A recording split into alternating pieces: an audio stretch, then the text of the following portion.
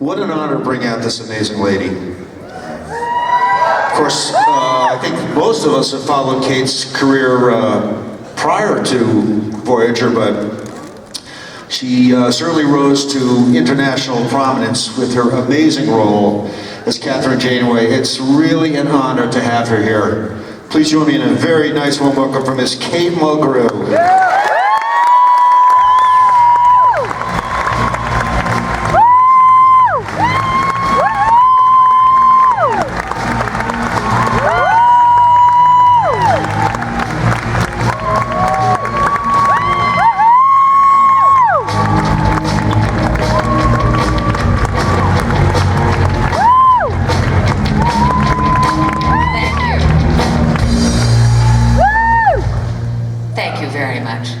My heavens, how daunting. And how thrilling. I'm happy to be here in Vegas with the incomparable Adam Malin. It has been nothing but a series of very personal, very difficult questions. Yes. All right. Actually, more of a comment. You look gorgeous. Thank you. And I have to keep remembering because I get so absorbed with Red. And by the way, the latest season was amazing. Did you like it? I loved it, yeah. I'm a huge Orange is the New Black fan. I love that show. As a matter of fact, I love it so much, we are trying to put together an Orange is the New Black. Yes, I understand that. We've had some challenges on the timing of that. So we were talking about something in October, and I don't know if you've even heard yet, but I think we're talking about pushing that date back. That's fine. This may be the first you're hearing of it, but yeah, we want. This is the first I'm hearing of it. See, didn't I tell you? He's going to surprise me. But we really want to do that. But Red is such an intense character.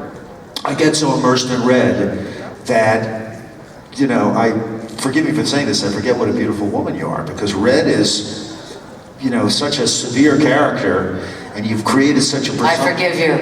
You've created such a persona with her that then I'm back with you again. It's lovely. Kate again. I've been lucky that way, do you know? I look back on my life as an actress and I think, yeah, there are certain things I regret, certainly, certain things I missed. I've been acting since I was 19. I'm 62 now. So that's, you know, 4 decades plus. And I think I've had 4 iconic characters. I had Mary Ryan out of the gate. She was marvelous, created by my dear and wonderful friend Claire Labine. Then I leapt to Mrs. Colombo.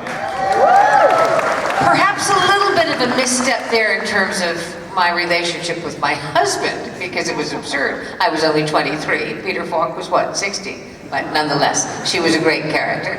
And then some years ensued, and we came to Star Trek Voyager, which was the defining role, certainly. And now Red. So it's been lucky, Adam, you know? It's been unusually lucky in that regard.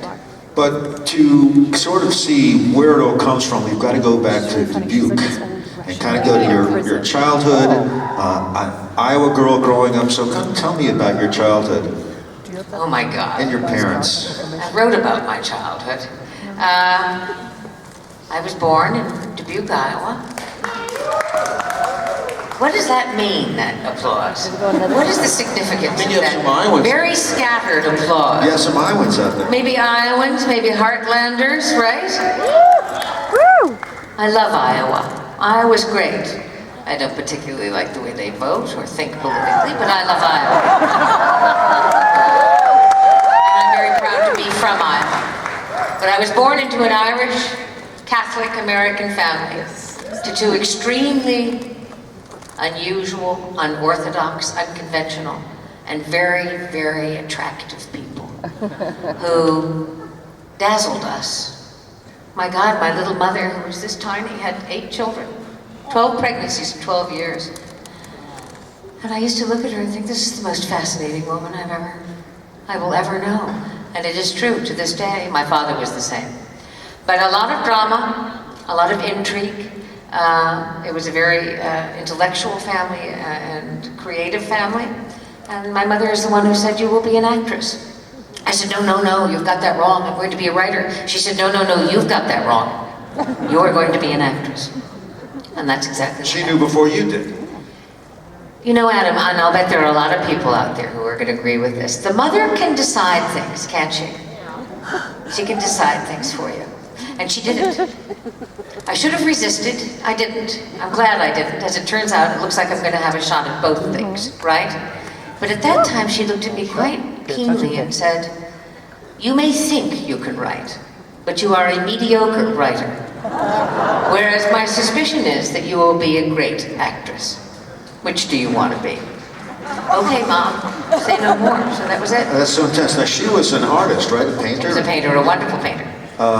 And so, being involved in the creative arts, I mean, she would have a natural intuition for that, I think. Have some entitlement to make that judgment for you, or maybe not. I think when you're the oldest girl in a family of 8 and the second born, the mother regards you as a possible arrow that she can send into the world. And in my mother's case, it was not so much vicarious as it was her own probably unfulfilled dreams. My mother came from the East. She wanted to be a painter, and she had many, many dreams for herself that did not come true because she ended up procreating for most of her life.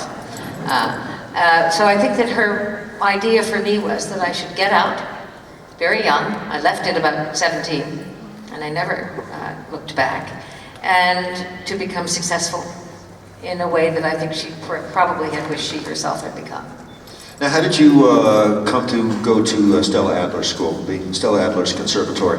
Well, I was sort of up against it because I made the finals at the London Academy of Music and Dramatic Arts, but I was only 16 years old when I flew over there for the final audition process. And it took about 3 weeks. It's very rigorous over there. And at the end, I did rigorous, right? Very, very rigorous. Very difficult to get into. Yes, Yeah. very difficult.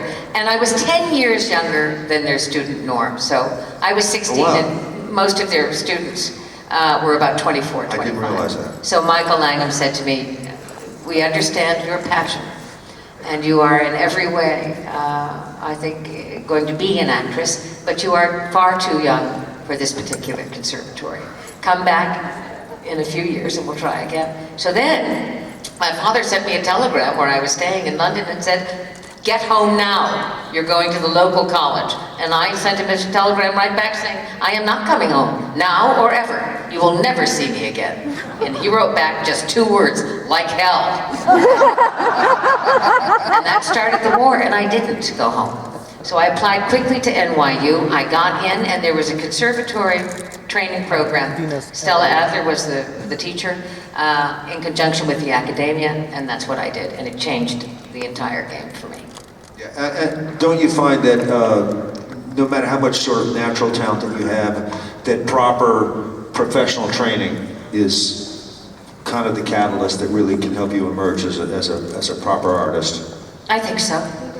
Although I think that's been disputed.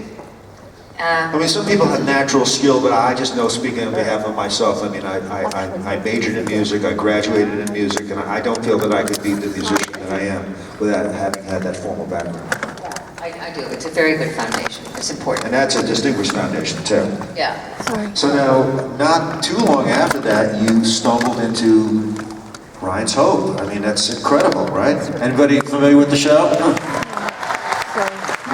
I stumbled, but I cheated. Kind of an iconic character. Yeah, she was great, and I cheated because I dropped out of the conservatory and dropped out of NYU. I never told my father. And I got myself an agent, and within 2 weeks I was making my stage debut at the American Shakespeare Theater in our town, and a little thing by the name of Ryan's Hope came a-calling. And Claire Labine shook my hand and she said, "Oh my God, you're married." And that was it. This is crazy. Yeah, it was great. It was great. How old were you? Greatest of all for the friendship, I must tell you that. Was I 19 when I met Claire? 19? Unbelievable. Yeah. To anchor a show, I mean, like that is, Sometimes everything conspires to make it it's wonderful. amazing, really. So what, we actually do the official General Hospital convention. I don't know if you knew that or not. No. We work with ABC, and we work with that whole cast. Right. And I'm fascinated by the soaps. They're really marvelous. Well, there was nothing like that soap, Adam. Don't confuse Yeah. that. Excuse me for saying this. It No, shouldn't no, be I know. I'm just saying the way in which shows are constructed. Yeah. The creative ability of the teams to put together 5 shows a week like that is it's remarkable. Yeah, but her idea was so unusual. Yeah. That was profoundly original. An Irish family in New York, in a Yeah. bar, it was sensational. Yeah, unusual, right? And how do you handle that kind of memorization even? I mean, is that, you've got to have an amazing... People always ask about memorizing lines. That's always been the least of it for me. It's a little more challenging now. I will admit that, regrettably. But I've always had a photographic memory. That was always the least of it. I could memorize 10, 20 pages, no problem. That's not it. That's never the part that's harrowing. The parts that is harrowing is if I believe what I'm doing, if I can endow it with that reality, and if I can give it, texture.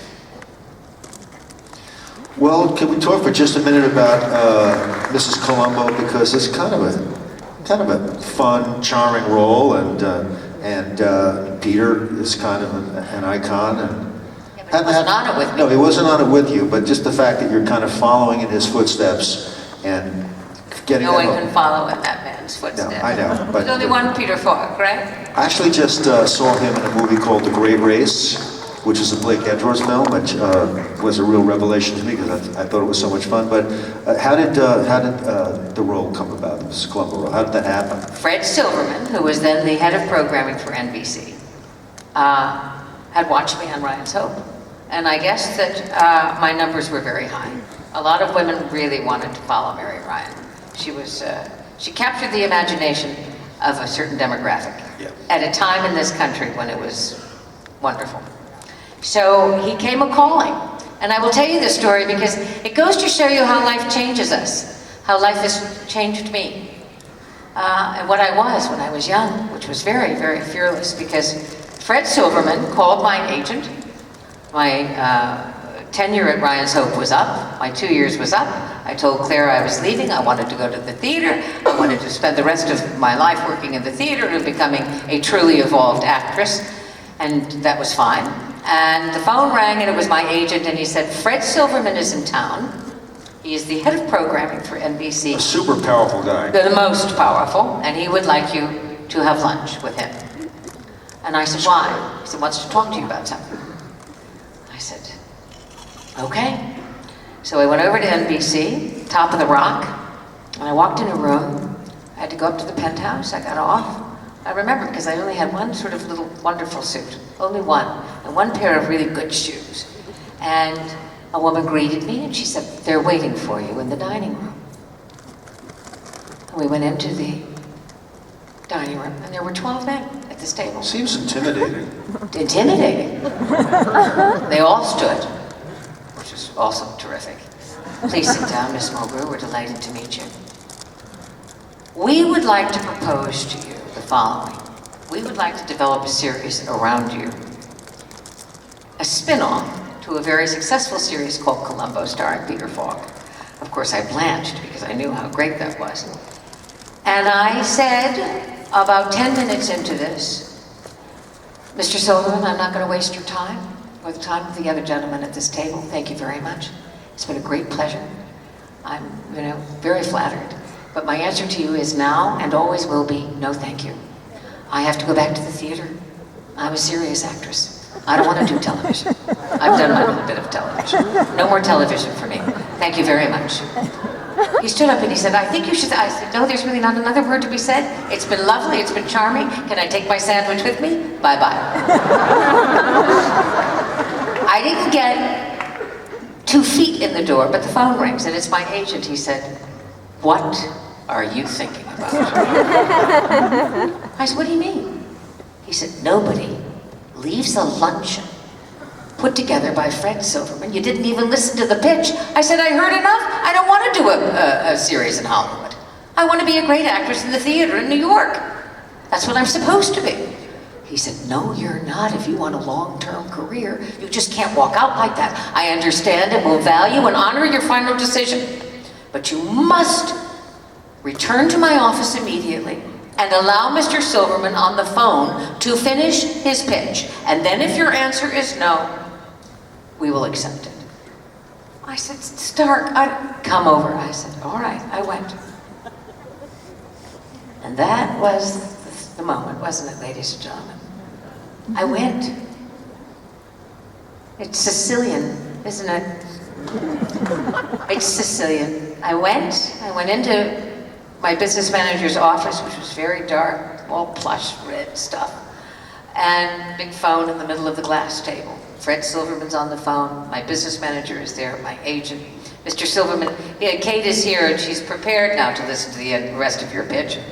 And Fred Silverman said, I'll be very, very brief, concise, and I won't waste your time, Ms. Mulgrew, which we now have come to understand is so precious.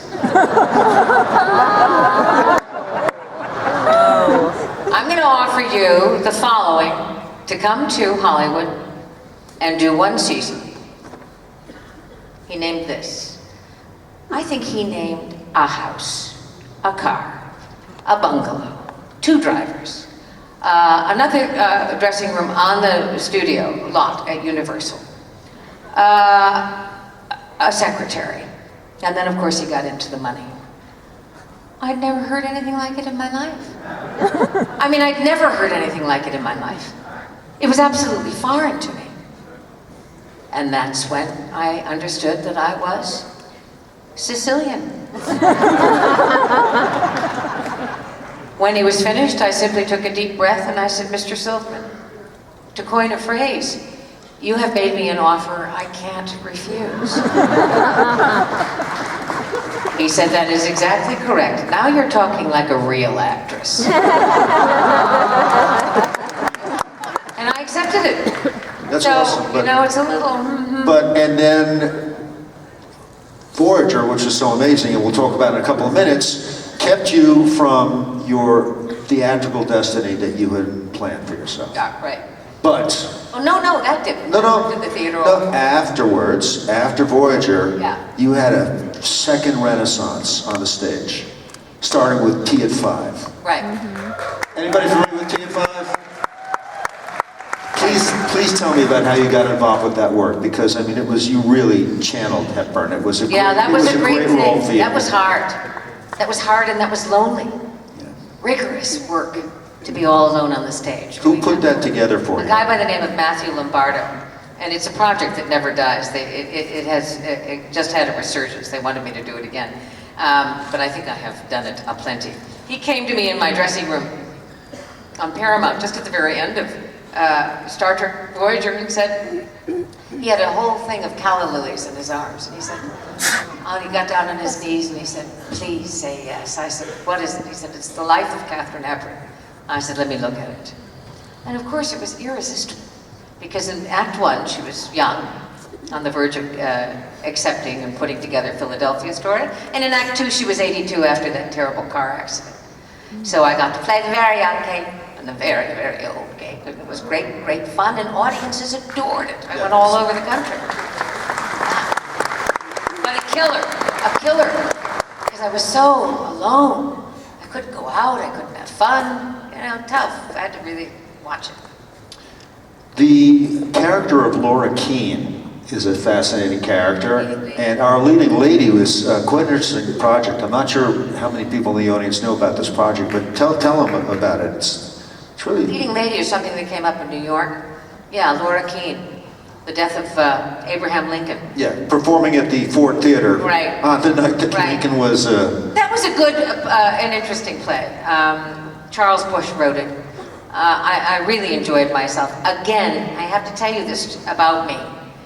The other thing that has defined me, not just these roles, is the friendships that have developed as a result of the projects that I have adored. In Our Leading Lady, I made 2 great friends, Reed Birney and Christine Nielsen. And I remember that probably most vividly of all. When you know that you're going to love a couple of people for the rest of your life, it's really fun to go on stage with them, This is a wonderful character. It was great, but it was brief. And then I went on to do Clytemnestra in Iphigenia. Iphigenia 2.0. Charles, that was. I'd love to hear a little bit about that project, because that's... Well, that was extraordinary, because it's the House of Atreus. I'm sure most of you are familiar with the House of Atreus. Yes. Very, very difficult. Was it Somebody's on crashing the stage. Or was it Romeo and Juliet with you and I, Kate Mulgrew? Robbie Duncan McNeil, everybody! I hear you talking about theater, and I feel like I must come out. And Well, you're out. Yes, I'm out. I've come out.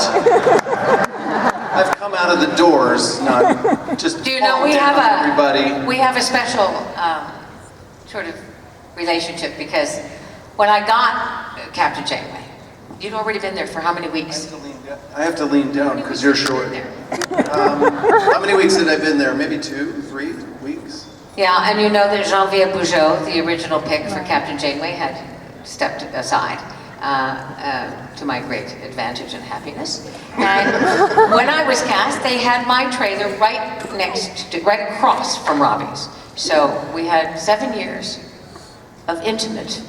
Yes, we did. Of course, yes, and we became great friends. Yes, we did. You made me laugh. Oh, I just wanted to say hi to you. Is everything good? Everything's great. Yeah. He's a wonderful director now, you know. He's a wonderful television. Yeah, I came out to a few notes on your panel. I'd like to try it again, take 2 if you don't mind. All right, I hope I see you. All right, I'm going to see you later on Yeah, today. you guys treat her well, treat her nice. She's a really good friend.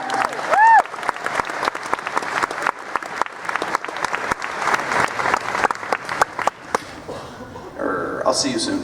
Okay, bye guys. This is fast for me. I have to admit that I shot on location last night. I do a series called Orange is the New Black.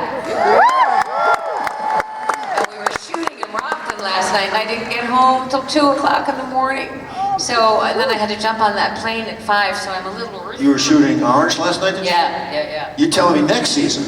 Oh, I'm in season 6 now. Oh, yeah. All right, let's talk a little bit about Orange, okay? And then we're going to get to Voyager. Now, Orange is... And I also would like to take some questions. Yeah, we're going to. It's all coming. Red is an iconic role. Did Genji approach you directly about it, or how did that No. come about? I came from my agent. It was an audition. Did you know about Genji? Let me dispel that myth about getting offers. Some actors, by the name of Meryl Streep, get offers, but most of us have to audition. Certainly I have. So I got this audition call and I went down. It was a very small copy, no more than 3/4 of a page, and at the top it said, Galina Red-Reznikov is the chef at Litchfield Minimum Facility Prison. She is of Russian extraction, but she is fully assimilated into the American culture, so we really just want a suggestion that she is Russian. And yet, when they said, rolling action for the test, what came out of my mouth was this woman. That's what came out. That's what leapt right into my imagination. She was nothing more nor less than this, and they said, that's it. That's it. And it was, as it has been in my life, most serendipitous. A real love affair. It's an amazing character, but the character's gone quite through quite an arc. I mean, she think? was the ruler of the kitchen, and then deposed. I literally lost my head last season, didn't I? It's really, really crazy. But the ensemble is so strong. When you work with a huge, strong ensemble like that, as you discovered on Voyager, the sum of the parts is greater than the individuals. That's correct. Yeah, and does Genji come down on the set at all? And She's on the set right now. She's on. She always writes the kickoff to the season, and she's, as you know, a genius. So she's on set now, and without giving anything away, because you know we're shot if we give any spoilers. Season 6, I think will probably be my favorite. Without putting too fine a point on it, let me just say, as you know, there was a riot in season 5. Yeah, that lockdown, the whole 5th season was pretty well much 3 days of the lockdown. That's 3 days. Yeah. 2 COs are dead. Yeah, that was intense. It's Judgment Day. It's Judgment Day. Scary. Because Judgment Day there is unlike any other Judgment Day. Anybody can go at any time. Witness Poussey. Wasn't that amazing? Wasn't that shocking? I know, but it was also extremely effective, wasn't it? Yeah, she's amazing. She's amazing. She's amazing. Okay, so on to Voyager. Most of us know that Genevieve had the role and could couldn't carry it, and it's not a value judgment on her for whatever the reasons. It is a value judgment of the highest kind. You think it is? Had she delayed that decision, I think that this may well have never come to pass. That woman had courage. She had moral courage, certainly. She knew exactly what she needed to do for herself. I have nothing but the greatest of respect for her. First of all, as an actress, she's divine, Geneviève Bujold. But secondly, that she called it within 48 hours. Right. And opening the door to the success of Star Trek Voyager. Just imagine if she, languished and the whole thing could have been an absolute But disaster. how do you so quickly segue into it? Well, I'd gone in before, but she'd already been locked in. You had tested for it. But I was in sort of a very small pool, and that pool was called back again. There were only 3 of us, or maybe 4 of us. And I remember the day going back in. This was the last thing. Bujold was out. I was at home. I was running 103 temperature. I had 2 small babies. And my agent called and said, they want you in and they'd like you to go in tomorrow. And here's the copy. It's going to be delivered, and you got to be there. And they go, boom, this is it. I was so sick, Adam. I was so sick. That kind of sick where you're just, the perspiration is just sort of dripping off. I was white as a sheet. I couldn't even really take care of my little babies. I had them in bed with me. We were eating Big Macs. It was okay. Then I said to my nanny, you must take these small children away so I can work on this copy. And I did it. And the next day I got up and I was still sick and I went in there. And something happened that indicated to me that this was not going to be a normal day. We were all completely equal on this playing field, those 3 actresses and myself. And yet when I walked in, a woman greeted me and she said, Miss Mulgrew, we're going to put you in the private room. And I could see the other 3 out in the other room, all sort of spaced, all deeply concentrating on their work, but they put me in a private room. And I instantly knew I was in for something unusual. So they called each one of them in. I was last. I walked in, and it was a horseshoe table with 50 people. Oh, here we go again. Yeah, except I was sort of slightly dazed by my sickness, slightly pleased that I'd been put in a private room. And as Red is fond of saying, we got nothing to lose, baby, right? Absolutely nothing to lose. I clocked Rick Berman right away. I don't know how. I just locked onto his eyes and I smiled at him. And he sort of looked at me like, we don't smile in here. This is the business of Star Trek Voyager. This is the biggest franchise and you got to get it together. There was brass in the room from Paramount, brass from UPN, Well, yeah, and the creative team. this was to be the flagship of UPN. This was the flagship show for UPN. It's a big deal. It was a big deal. Yeah. A lot of money riding on this. So I had 2 huge scenes, one with Tuvok and one with the monologue. We're lost in an uncharted part of the universe, right? The galaxy. And I did them. And I did them sort of with great confidence and humor. I remember laughing with whoever was reading Tuvok with me. And at the end, I turned and I said, would you like me to do those again? And Rick Berman looked at me and said, no, I think that's sufficient. I looked at him and I winked at him. I don't know what got into me. My temperature must have been 110. I said, winking. He must have thought, is she insane? I said, are you quite sure, Mr. Berman? He said, I'm quite sure, Miss Mulgrew. You are dismissed. And I remember we walked out to the parking lot, myself and the other 3 women, and they wanted to talk about our chances.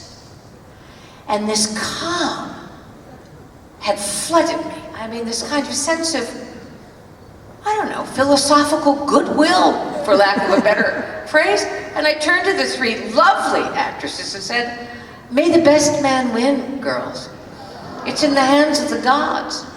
If you need it more than I do, I'm sure you'll get it. Imaginary cigarette. I drove home then. I drove home with a very false sense of hubris. There was no message on the machine, and the machine was dead for the rest of the day. And that's when I became a bad mother. So I said to my little children, You mustn't disturb me. I'm in anguish. I want you to learn how to spell that word. A-N. Oh, so it finally set in and you started getting nervous. Three days went by. Right. It was the high Jewish holiday of Yom Kippur in Los Angeles, meaning shut down. But I'm Roman Catholic. What do I know, right? Why is the phone so dead? Finally, at the end of the third day, I said to myself, that's it. Yeah, when Yom Kippur is No, over. I said, Mulgrew, you are really full of it. This is what you get for your... This is what you get for overconfidence. Don't do it. Go to the market, pull yourself together. You've got 2 kids to raise. The next job is coming. Get moving. Enough. I went down, I'll never forget it, to San Vicente Market. I did my marketing. I planned my meal for the night. I was looking forward to it. I came home, and my 2 children and my nanny, my Mexican nanny, whom I adore, Lucilla, standing on my porch going, Mother! Mother! Anguish! Anguish! Get out of the car! Get to the phone! I said, why, just do it. So I went in, and the little blinky light, which means heaven, heaven, heaven, was blinking. Kids are standing there. Lucy's standing there. I played the messages back. Miss Mulgrew? This is Rick Berman calling. I just wanted to say, welcome aboard, Captain.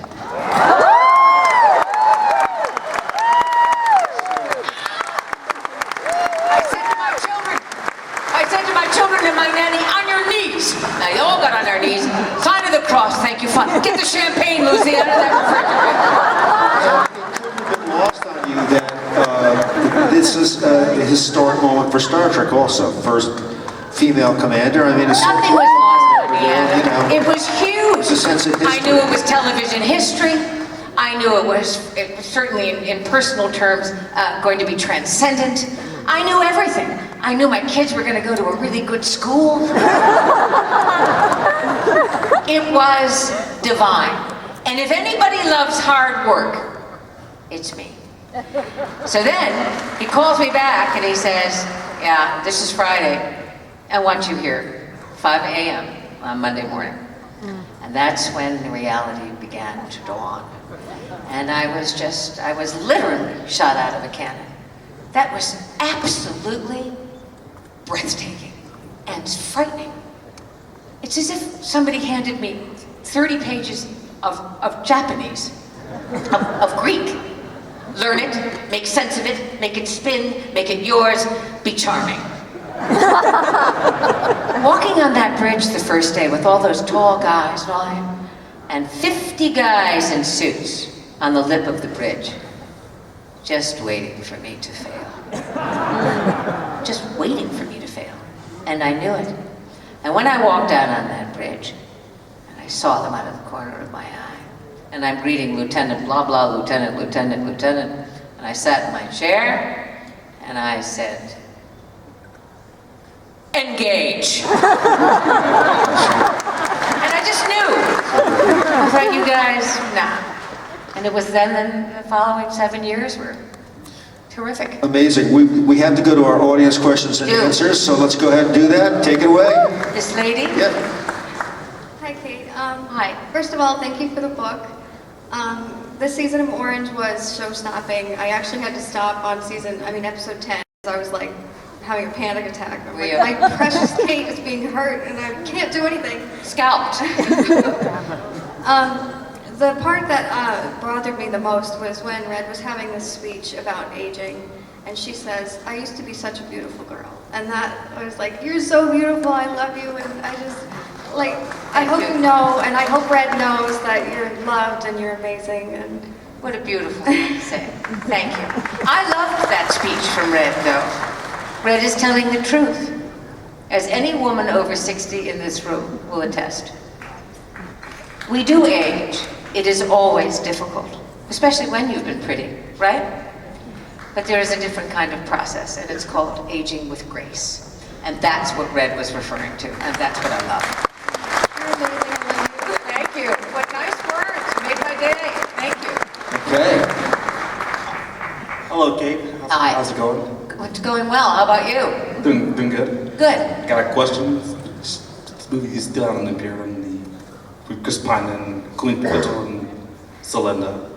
Will we ever see you cameo appears in the Star Trek new movie? I'd like to. God, I'd love to do something with those two rogues, Bill Shatner and Patrick Stewart. Wouldn't that be fun? Together? I don't know, darling. I mean, certainly no one has approached me, but I'm open to it. If they were smart, they'd do it, I think. Don't you? Yes. They all recede into oblivion. They should do it. Thank you. Yeah. Hi, Kate. Hi. I have this written down because I'm so nervous. Aw, don't be nervous, love. I also wanted to ask about Orange is the New Black.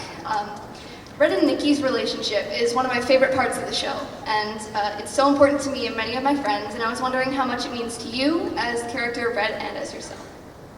It means a lot. It's funny you should bring that up, because last night at midnight, I was sitting next to Natasha Lyonne on location, and she made me laugh so hard, Genji Cohan turned and said, "Do I have to kick you off the set?"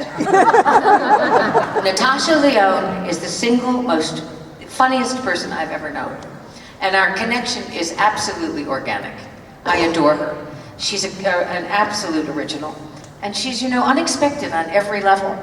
And when we're working together on camera, it doesn't go away. It's there, and it's vibrant, and it's true. So that's what you're seeing. It's all true. She's a good pal of mine. That's what you're reading. So you're very discerning. Thank you. Yes. Hi, Kate. Catherine Janeway was probably the strongest of the captains, in my opinion. Everyone else had Starfleet, but she was left all alone in an unknown area of space.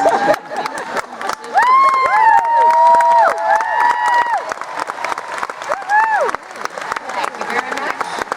So I guess my question is, this kind of came up to me when I was watching Tuvix, and I thought that episode was going to be funny, and it ended up tearing my heart out. Yeah. So I was wondering, I guess, what episode or what choice Janeway had to make was the most difficult for everyone on set or for you personally? You're gonna have to refresh my memory. Remember, I did 7 years, right? 26 a year. Did I order him to be killed? Yes. Yes, I think I did. The hardest episode, apropos of a philosophical choice, would be Death Wish, and also the most challenging. Because I love Q. I love the idea of the continuum. It's so sort of shocking, isn't it? It's very, very disconcerting, very unsettling for Homo sapiens. And so when his young nephew approaches me and wants the right to end his life, he does not wish to live forever. Everything in Janeway responds sort of in a completely human fashion. I want him to rethink it. I try to confront him from a scientific point of view, from a human point of view, from an emotional point of view, but he'll have none of it, and he turns me. And that was, in fact, the most sort of enlightening thing that I think had befallen Catherine Janeway. The idea that, of course, he should have the right to end his own life. Who wants to live forever? Thank you. Yes, there's a lot going on down there. It is appalling to think of living forever, but I really love life. I'm coming to grips with that a little bit. Mortality is an extraordinary thing. Yes? Hello, thank you for coming. Sure. I'm a huge fan since Ryan's Hope. Oh, okay. You are my hero. Janeway is my favorite captain. I love your ideas, your opinions, your politics, but I need your help. I started watching Orange is the New Black. I got to season 3, and I found it challenging and demanding to watch, and so I stopped. So I need you to help me get back into it. What was the stumbling block? When was the stumbling block? I'm a huge science fiction fantasy fan, and I found the storyline, the characters were very gritty, and it's not something I'm used to watching. Madam, let me be the first to say you are entitled to your own taste and your own opinion. And in fact, I absolutely respect it. I don't think Orange is the New Black is for everybody. And clearly it's not for you. So you don't have to go back to it, but continue watching science fiction on a high level. Do what gratifies and satisfies you as a viewer. Thank you. Back over here. Running out of time, guys. Yes. Hi, Hi. I just want to let you know how you've been doing lately. How have I been doing lately? Yes. How have you been doing lately? You're a princess, aren't you? You're in a really... Finish your book. My book is good. My second book, you mean? Aren't you smart? I am writing my second book. And it will come out in the spring of Let 2019. you know, I Yeah. wear this cape and this dress just for you. Well, thank you, sweetheart. What's your name? Rebecca Lee Wilson, You are beautiful and charming, and I thank you for your words, Rebecca. Michelle, and Eric. I bought this dress from their home. It's gorgeous. Let's give her a hand. Thank you, Rebecca. Thank you, darling. Thank you for coming. I think we've got time for just one or two more, so let's get real quick with this. Yeah. Hi, Kate. Hi. It's great to meet you. You are my hero. You're the one who got me into math and science when I discovered Voyager. Really? Yeah. I love that. That's more gratifying than anything. All right. All right. My question is actually the Q and the Gray, where Q proposes to Captain Janeway. I remember reading or hearing it from someone that you didn't want Captain Janeway to have like a romantic relationship. So what was your reaction when you learned that John Delancey was going to have to propose to you? And also, Were we in the bathtub in that? no, that was cute too. This is the one He never gives up, does he? And why? Because he's going to live forever. the one where you're in the Cutinium and it's like civil war and all. Right. Well, we all know that that's just sort of falderall and fiddle-dee-dee with Q, because it can't be, and it's wildly amusing. But I did go to the producers about Chakotay, because there was a hue and a cry about all of that. Oh, let's have them fall in love, let's have them. And my line is always the same, lending an entirely new meaning to the ready room, right? You can't have that in a ship, lost in the Delta Quadrant, can't find the gas station. I've got 165 complement, and I'm in my ready room bopping the no. So I went to the producers and I said, I am still of childbearing years. Your strongest demographic is men between the ages of 18 and 35, and to win them over, the captain, the first female captain, cannot be having dalliances with her crew. I'm not going to do it. You will find another way. And as we all know, they did. Or are we done? They've given me the cutoff, They unfortunately. gave you the cutoff? Yeah. You are terrific, as you have always been.